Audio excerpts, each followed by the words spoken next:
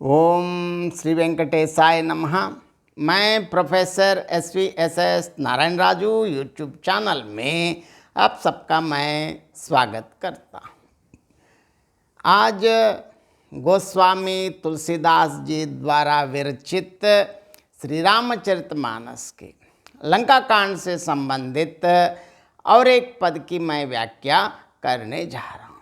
अब अंगद और रावण के बीच में जो संवाद है, रावण अहम के कारण, घमंड के कारण मर्यादा पुरुषोत्तम श्री सीतारामचंद्र स्वामी जी के खिलाफ अनाप शनाप कहने के बाद अंगद को बहुत गुस्सा आया है। तो इस क्रोध में अब अंगद ने क्या किया, अब सबसे पहले तुलसीदास जी के शब्दों में पद देखेंगे, पद के साथ साथ पद की व्याख्या भी हम देखेंगे। जब ते ही कीन्ह राम कै निंदा, क्रोधवंत अति भयव कपिंदा, हरि हर निंदा सुनई जो काना, होई पाप गो घात समाना, कट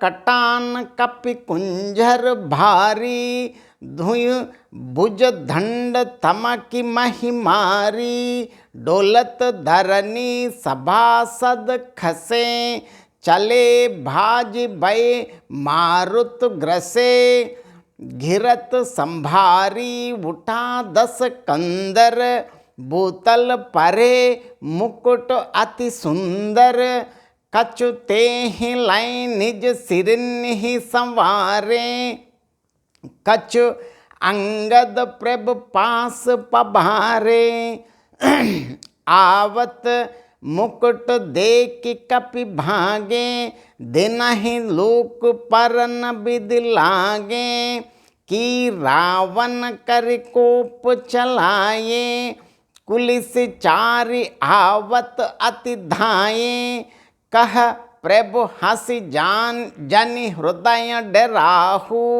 लूक ना असनी केत नहीं राहू, ये किरीट 10 कंदर के रे, आवत बाल तनय के प्रेरे, तरकी पवन सुत कर गहे, आनि धरे प्रभु पास, कौतुक दे कहीं भालू कपि दिनकर सरसि प्रकाश, वहाँ सकोपि दशानन सब सन कहत रिसाई, दरह कपि ही दरि मारुहु, सुनि अंगद मुस्काई। देखिए, अब रावण अनाप शनाप कहने से अब देखिए क्या कह रहे हैं, जब ते ही कीन ही राम कै निंदा, क्रोधवंत अति भयं कपिंदा, हरि हर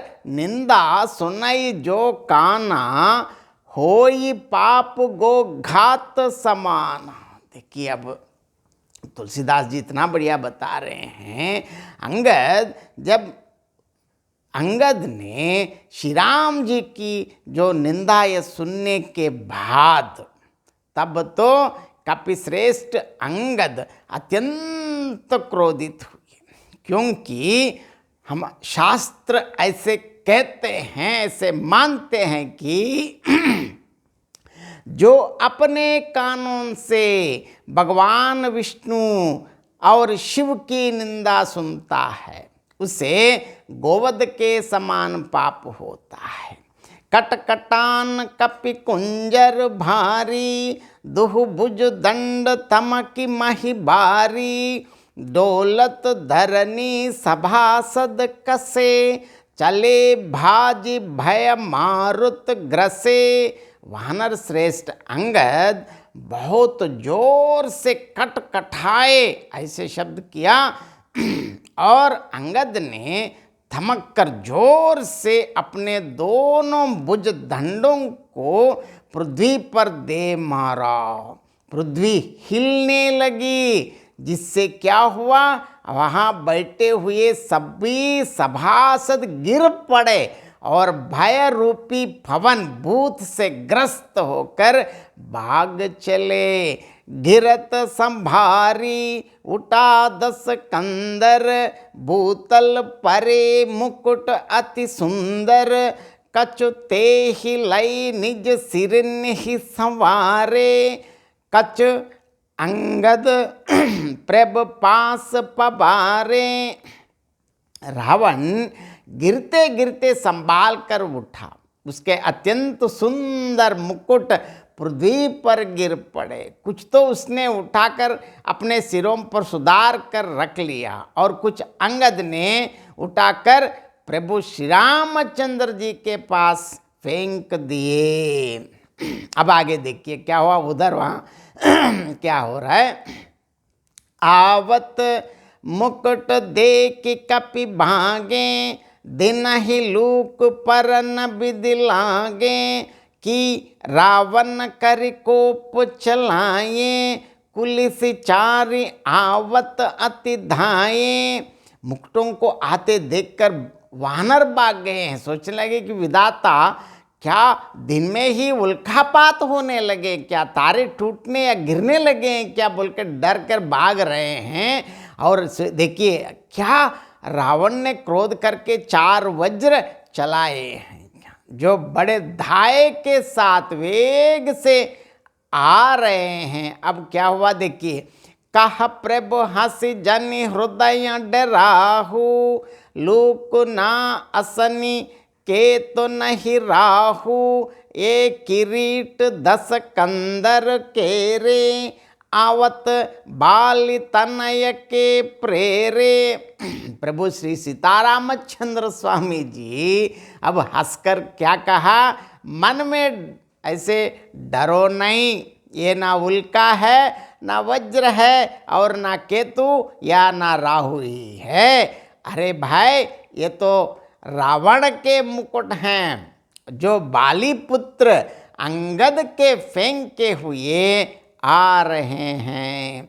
तर की पवन सुत कर गहे आन धरे प्रभु पास, कौतुक दे कहीं भालू कपि दिनकर सरिसि प्रकाश।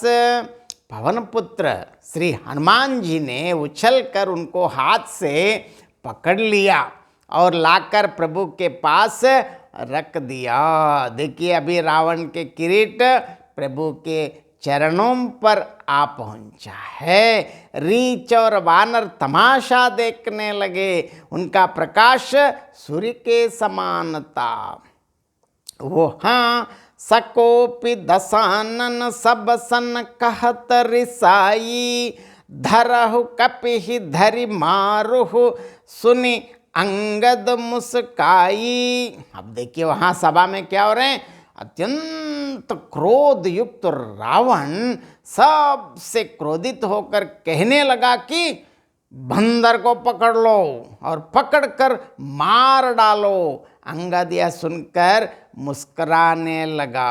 अब इस पद का और एक बार मैं संक्षेप में अर्थ बताना चाहता हूँ। इस पद में तुलसीदास जी कहना चाहते हैं, जब उस रावण अत्यंत घमंडी रावण ने प्रभु श्री सीतारामचंद्र स्वामी जी की निंदा की, तब तो कपींद्र अंगद जी अत्यंत क्रोधित हुए। क्यों क्रोधित हुआ?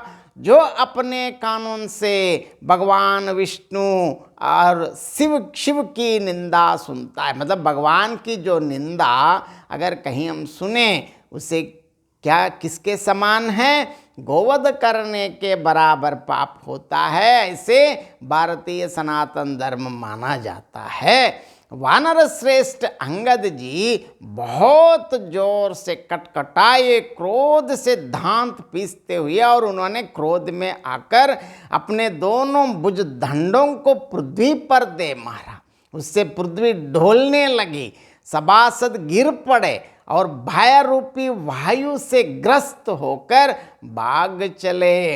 रावण बहुत मुश्किल से गिरते गिरते संभल कर उठ गया, पर उसके अत्यंत सुंदर मुकुट पृथ्वी पर गिर पड़े। कुछ तो उसने उठाकर अपने सिरों पर सजा कर रख लिए और कुछ अंगद ने सीधा प्रभु श्री रामचंद्र जी के पास से फेंक दिए। उन मुकुटों को आते देखकर उधर देखे वानर भाग खड़े हुए। क्यों? वे सोचने लगे कि क्या हुआ, हे विधाता, क्या दिन में ही तारे टूटकर गिरने लगे क्या, अथवा क्या रावण ने क्रोध करके 4 वज्र चलाए जो बड़े वेग से दौड़ हुए चले आते हैं। पर प्रभु श्री रामचंद्र जी ने हंसते हुए कहा, मन में ना डरो, ये ना उल्का है, ना वज्र है और ना केतु या राहु ही है, ये तो दशानन रावण के मुकुट हैं